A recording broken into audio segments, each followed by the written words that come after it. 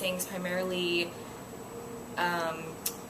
Baroque and Renaissance chant and polyphony music, and we are a group of 7 members, pretty much 7 core members in our group, and we sing concerts, and the men in our group sing at the Latin Mass down at Queen of Peace in Ocala,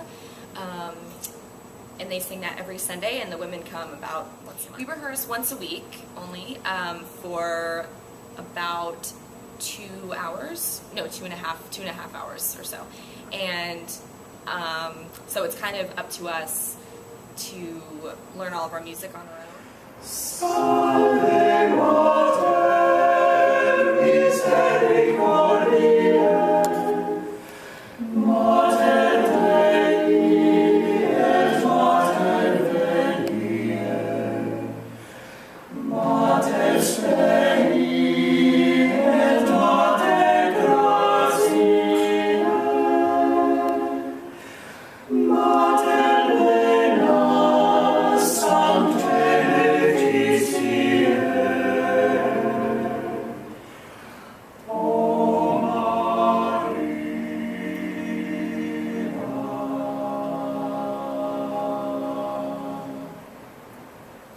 Chant started in the early Middle Ages, and it was passed down by oral tradition, and it is a way to just sing prayers to God, and it started to get notated by this early form of notation called neumes, and they're kind of these little squiggles, kind of told you to go up or down and stuff like that, and then it started to become really notated by Pope Gregory the Great, and that was how kind of a formal notation came about, and with lines and a staff.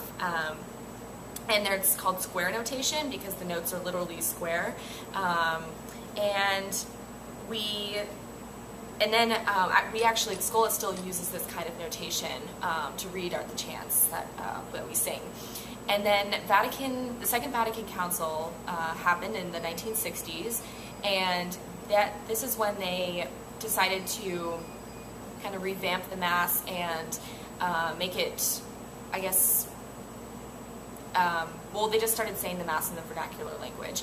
And so, but there are a ton of groups around the world that are still trying to preserve the old Latin tradition, like our group.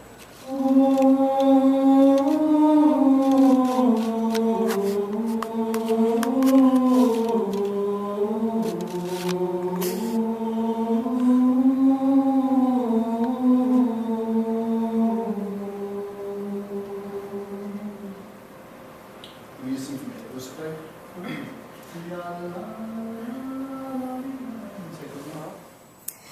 Can you please state your name and your job here at UF? Okay. Edward Schaefer, and I'm the Associate Dean for the College of Fine Arts, Academic and Student Affairs. And then what is your role in the Florida Schola Cantorum?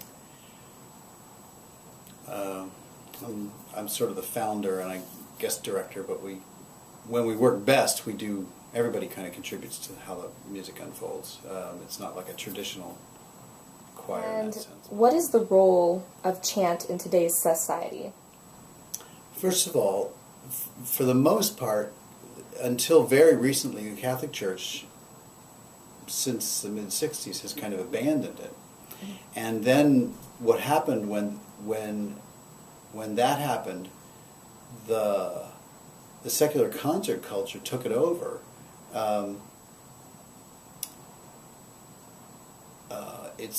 It kind of merged with the whole early music movement, which sort of had its heyday in the 70s.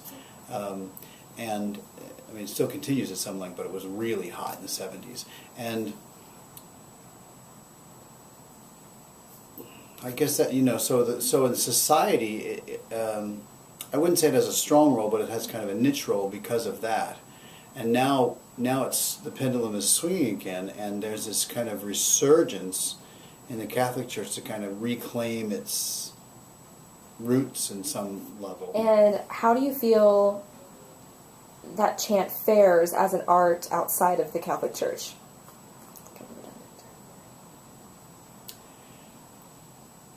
Probably better than it does in the Catholic Church. Yeah. Yeah.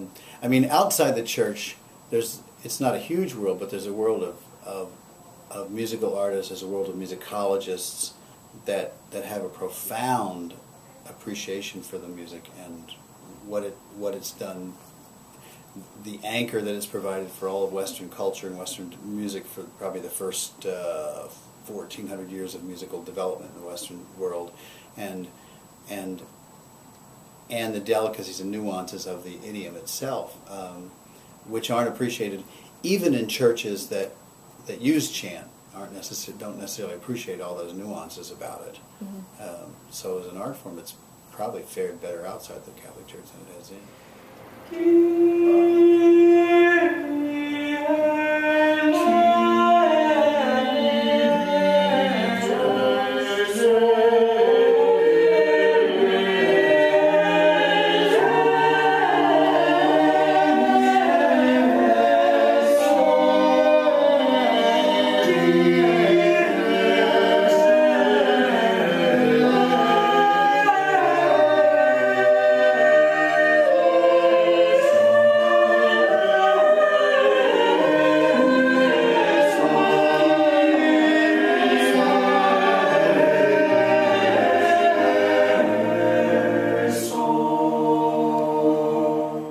And what are the challenges in learning this art form?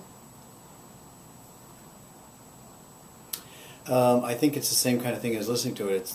The nuances are subtle. I mean, you know this, right? Mm-hmm. The nuances are really subtle, and the whole rhythmic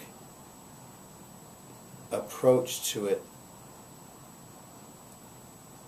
is unrelated to measured rhythm, and that's, all of us today, from the time that we start taking music instructions, we deal with rhythm in a very measured kind of way. Mm-hmm. And chant is totally antithetical to that, and so to sort of pull yourself back from that whole environment and sort of think about rhythm in an entirely different concept is probably one of the biggest challenges. What do you like the best about being in the Florida Schola Cantorum? I like being with people who are so much fun to be with. Mm-hmm. Okay, They're just good people. That's really high. It's a really musical group. I mean, people make music at a pretty high level, and we spend most of our time making music as opposed to sort of figuring out how it goes, and that's really exciting because I have really long days pushing lots of papers, and it's really nice at the end of the day to, make music intensely. What has been the most difficult thing about being in Schola? Definitely having to sight read the chants. That's pretty scary. The first time I looked at a chant, I wanted to run away. Why do they look so difficult? Just because of the way that they're written, it looks like just a bunch of dots on the page until you figure out the pattern. How difficult was it to learn chant and polyphony as well as singing in Latin when you first joined Schola? Well, I took Latin when I was in high school, so Latin wasn't too difficult, but once you get in the hang of the chant and the polyphony, it's pretty easy to learn, and then it's lots of fun when you do Does learn. being in Schola change your outlook on music and its meaning? Well, I definitely have a greater appreciation for older music, and especially after we went to Paris and sang it with people from all over the world, it just let me know how many people really appreciate this music and how much it means to them.